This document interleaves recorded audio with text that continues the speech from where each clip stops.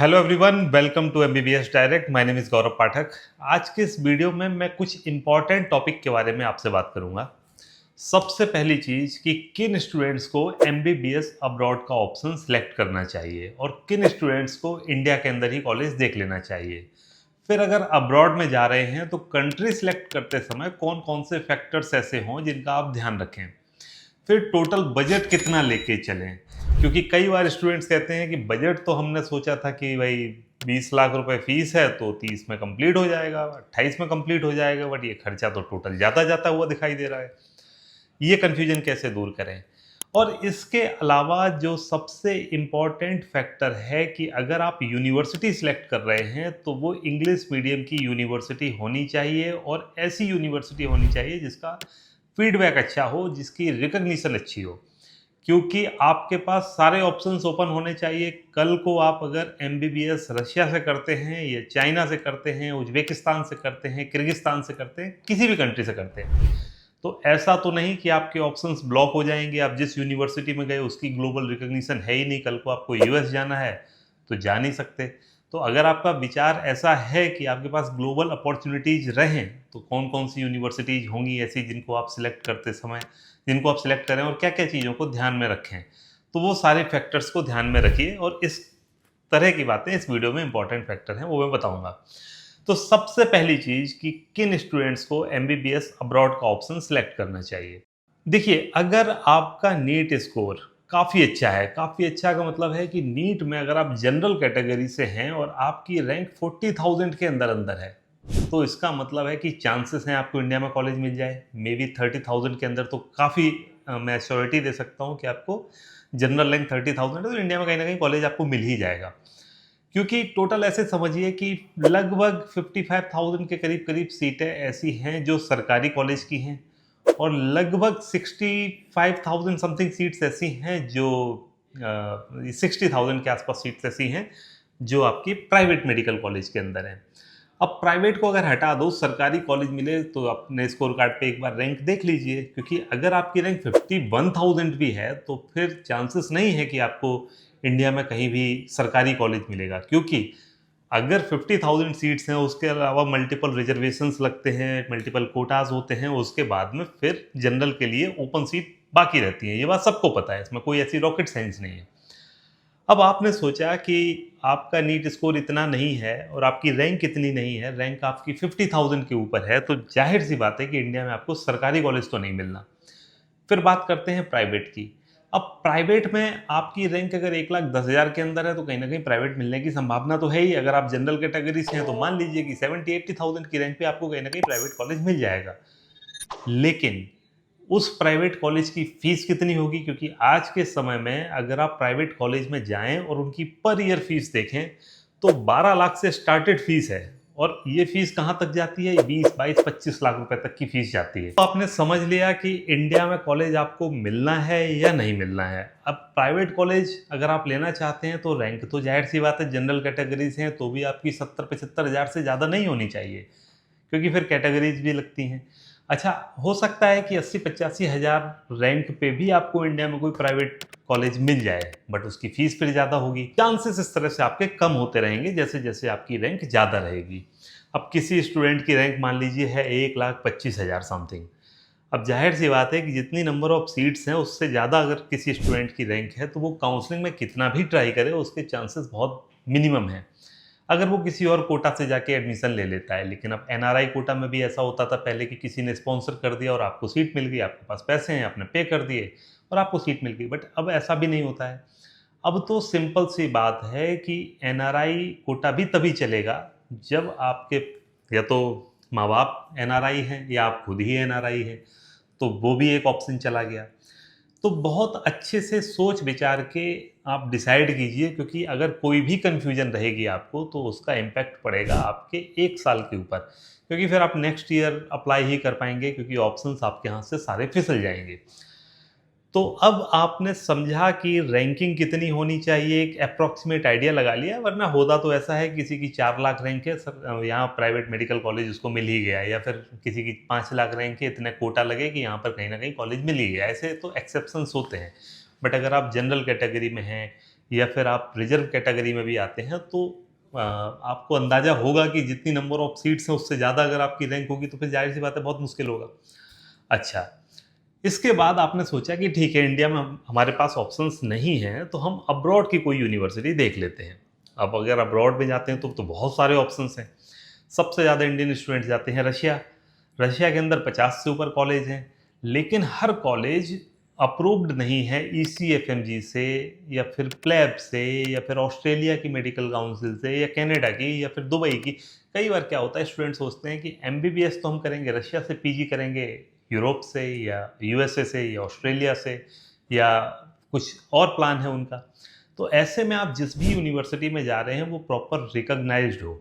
और अगर आपका सिंपल प्लान ये है कि मैं जाऊं यूनिवर्सिटी में पढ़ाई करूं, वापस इंडिया आना है, मेरा कोई ऑप्शन नहीं है इसके अलावा, इंडिया से ही पीजी करनी है, ऐसे केस में भी आपकी यूनिवर्सिटी WDOMS में लिस्टेड होनी चाहिए। WDOMS क्या है ये सबको ही पता होगा, world directory of medical schools. अगर उसमें यूनिवर्सिटी नहीं है तो जाहिर सी बात है आपकी वो डिग्री वैलिड होगी नहीं।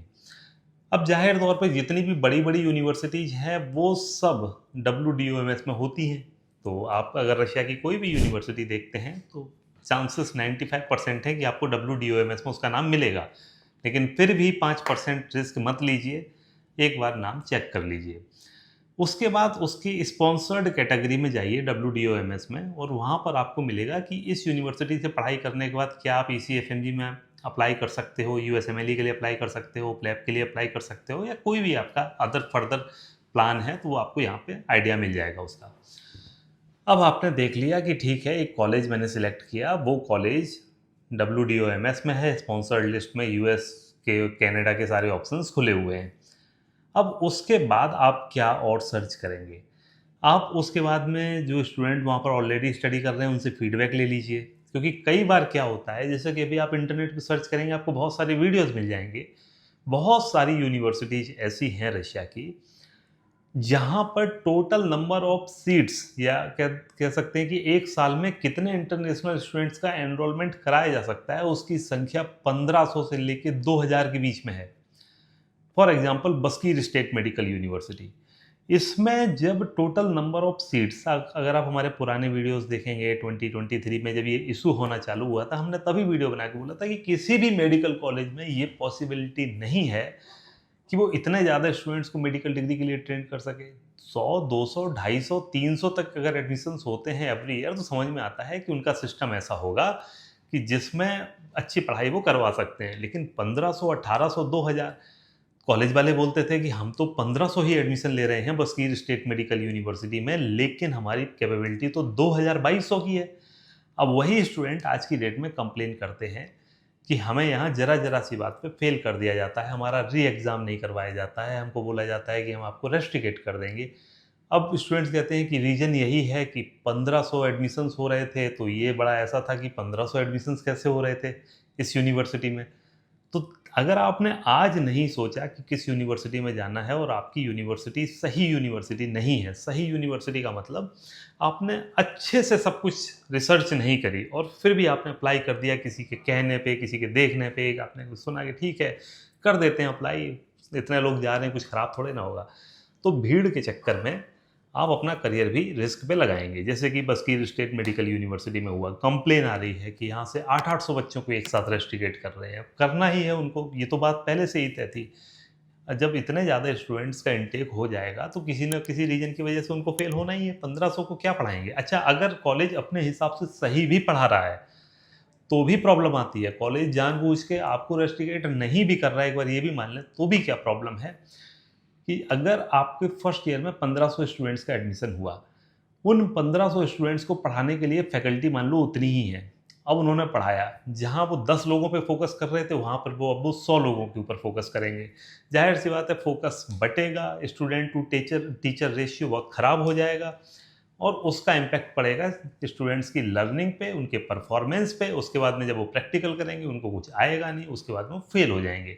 अगर ये प्रक्रिया बिल्कुल ऐसी ही चले कि जानबूझ के भी फेल नहीं किया जा रहा है, तो भी यहाँ पर क्वालिटी का इशू आ जाएगा, क्योंकि नंबर ऑफ स्टूडेंट्स ज़्यादा हैं वहाँ पर।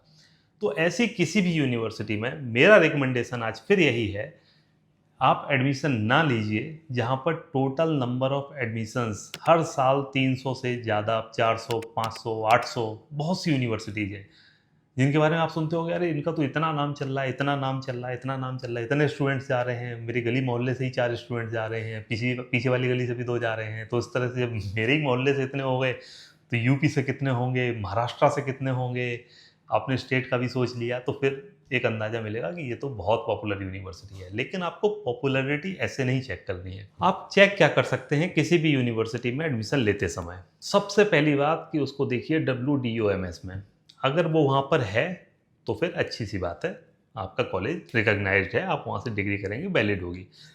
अब आपका ऑप्शन है कि फ्यूचर में आप यूएस भी जाना चाहते हो पीजी करने के लिए, ऑस्ट्रेलिया जाना चाहते हो, तो जाइए स्पॉन्सर्ड नोट भी देखिए WDOMS में।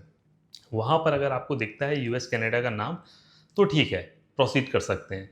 अगर आपको नाम नहीं दिखता है, बैक कर लीजिए उसको। अगर आप लो कॉस्ट यूनिवर्सिटी में जा रहे हैं, बहुत सी यूनिवर्सिटीज ऐसी हैं जहाँ बहुत ज़्यादा स्टूडेंट जाते हैं, जैसे सिक्किपकार यूनिवर्सिटी है, सेवस्तोपोल यूनिवर्सिटी है। अगर आप इन यूनिवर्सिटीज में जा रहे हैं तो फिर आपके पास इंडिया का ही ऑप्शन है। अभी के समय में उनका जो रिकॉग्निशन है उसके हिसाब से आप किसी और कंट्री में जाके पीजी वगैरह करेंगे तो आपको प्रॉब्लम आएगी।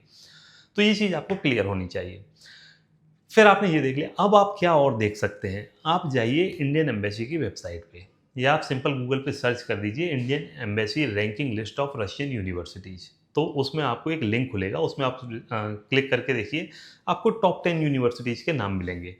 अब उन टॉप 10 में, टॉप 10 क्या, उसमें तो 25-26 यूनिवर्सिटी, सबकी रैंकिंग के हिसाब से लिखा हुआ है कि कौन सी यूनिवर्सिटी हेल्थ मिनिस्ट्री के अंदर आती है रशिया में और उनकी रैंकिंग क्या है, कौन सी यूनिवर्सिटी एजुकेशन मिनिस्ट्री में आती है, उनकी रैंकिंग क्या है। अब रैंकिंग आपने देख ली, आपको समझ में आ गया कि टॉप 10 के अंदर की यूनिवर्सिटी है, अच्छी यूनिवर्सिटी होगी, चले जाते हैं, तो कोई प्रॉब्लम नहीं है, आप वहाँ पे जा सकते हैं। अब आपने यूनिवर्सिटी फाइनलाइज कर ली, या इससे पहले के स्टेप में भी आप गए और आपने सोचा कि चलो यूनिवर्सिटी तो मैं फाइनलाइज करूँगा, मेरे ये क्राइटेरिया हैं, रशिया ही जाना है तो यूनिवर्सिटी वैसे देख ली, उज़्बेकिस्तान जाना है तो आपको उज़्बेकिस्तान की यूनिवर्सिटी देख ली, आपने रिसर्च करके फाइनल कर लिया।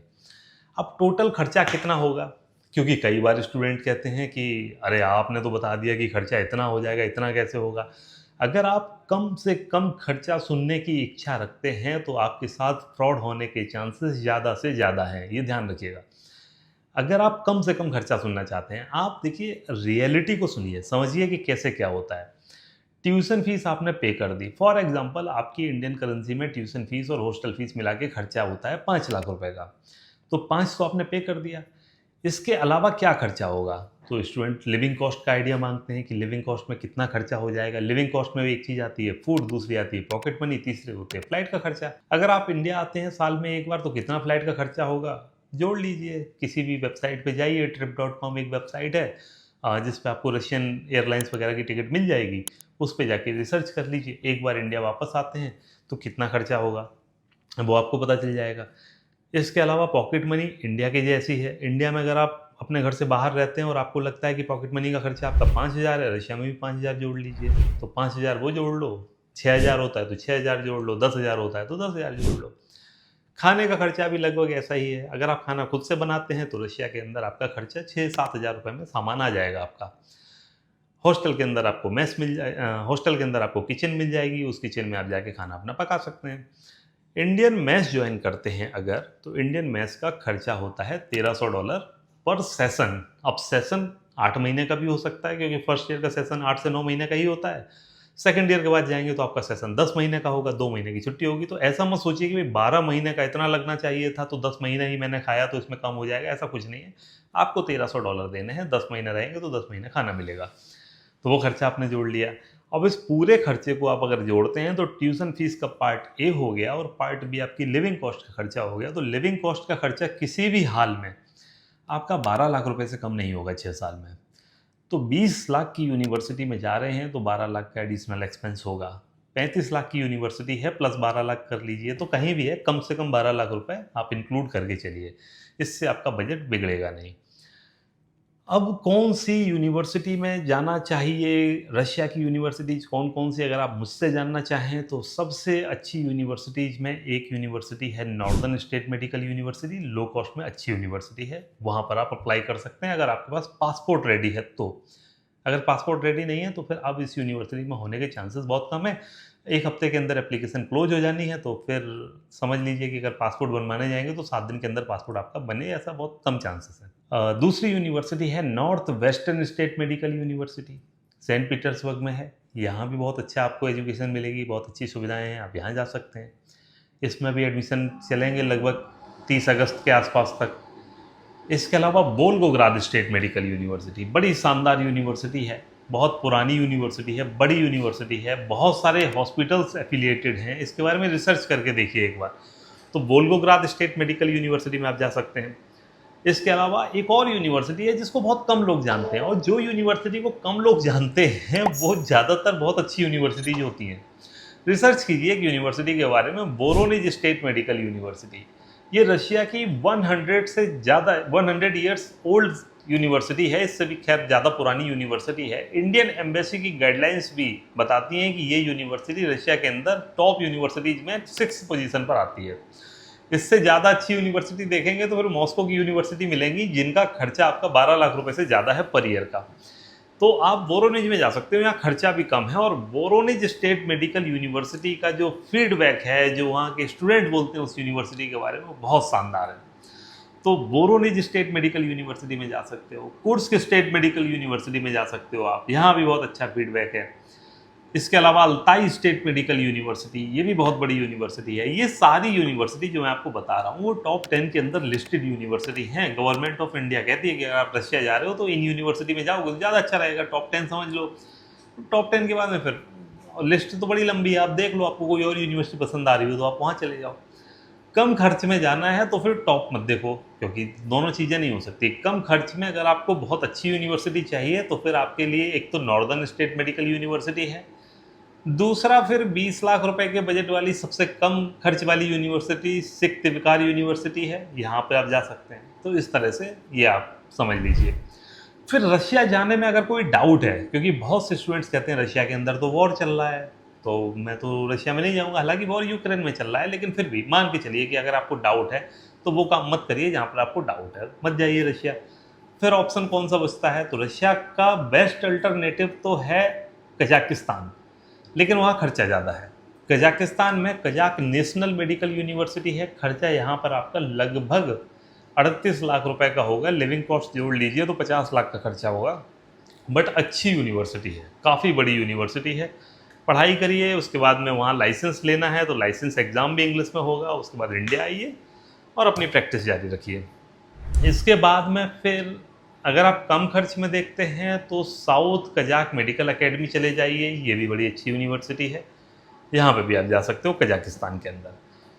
फिर आपको कजाकिस्तान महंगा लग रहा है, रशिया जाना नहीं है, तो किर्गिस्तान का ऑप्शन आता है। किर्गिस्तान के अंदर किर्गिज रशियन स्लाविक यूनिवर्सिटी सबसे अच्छी है, एडमिशन उसमें ऑलमोस्ट क्लोज्ड है। तो 1-2 सीट अगर कोई खाली होगी तो आप एक बार मैसेज कर देना इस नंबर पे, तो बता देंगे अगर आपकी ये चॉइस है तो। लेकिन इस यूनिवर्सिटी के बारे में एक बार रिसर्च जरूर करिए अच्छे से।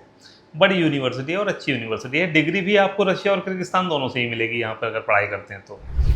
फिर इसके अलावा किर्गिस्तान जाना है तो आपके पास एक ऑप्शन है सेलम्बिकोव यूनिवर्सिटी, ये बिस्केक में ही है, बड़ी यूनिवर्सिटी है, अच्छी यूनिवर्सिटी है। ये भी ECFMG और प्लेब वगैरह से सर्टिफाइड यूनिवर्सिटी है। तो आप यूरोप में जाएं, ऑस्ट्रेलिया में जाएं, कहीं भी जाएं, यहाँ से पढ़ाई करिए, आपकी डिग्री हर जगह वैलिड रहेगी। तो किर्गिस्तान के अंदर KRSU एंड सेलम्बिकोव यूनिवर्सिटी, ये 2 हो गई। उज्बेकिस्तान के अंदर समरकंद स्टेट मेडिकल यूनिवर्सिटी हो गई। तो ये तो ऐसे ऑप्शंस हैं जो बहुत अच्छे हैं, अधिकतर स्टूडेंट इनको पसंद करते हैं, क्योंकि यहाँ पर वो सारी सुविधाएं हैं जो इंडियन स्टूडेंट्स के लिए होनी चाहिए। अब इसके अलावा 2-4 फैक्टर आपको ध्यान में रखने चाहिए कि आप जिस भी कंट्री में जाएंगे वहाँ लाइसेंस के लिए एलिजिबल होने चाहिए। तो कहाँ एलिजिबल होंगे, रशिया में भी हो सकते हैं, कजाकिस्तान, उज्बेकिस्तान, किर्गिस्तान, हर जगह आप लाइसेंस के लिए एलिजिबल हैं। उज्बेकिस्तान और किर्गिस्तान में लाइसेंस आपको जैसे आज इंडिया में मिलता है वैसे ही मिलता है। जैसे ही आपने वहाँ पे पढ़ाई खत्म करी, उसके बाद डिग्री अपनी भेजी, वहाँ की मेडिकल काउंसिल ने वेरीफाई करी और आपको लाइसेंस नंबर दे दिया, करिए प्रैक्टिस।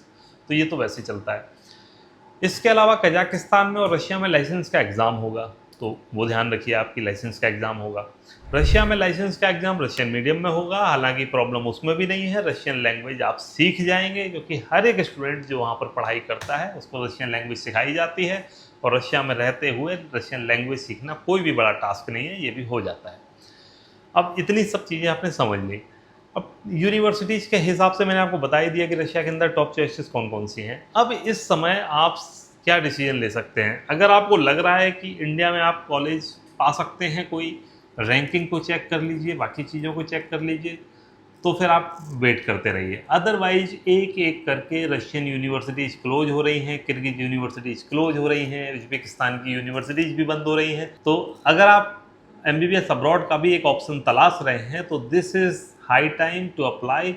अगर आपने अभी अप्लाई नहीं किया तो फिर आपको मौका मिलेगा नेक्स्ट ईयर। तो इन सब चीज़ों का ध्यान रखिए, और उसके अलावा अगर कोई भी डाउट है तो एक बार इस नंबर पे कॉल कर लीजिए, पूछ लीजिए, एंड देन अप्लाई कर दीजिए अपनी पसंदीदा यूनिवर्सिटी में, और हम आपकी हेल्प करने के लिए यहाँ बैठे हैं। अगर आपको कोई भी क्वेश्चन पूछना है, डाउट है कुछ भी, तो इस नंबर पर सीधे कॉल कर लीजिए। Thank you for watching this video. Have a great day.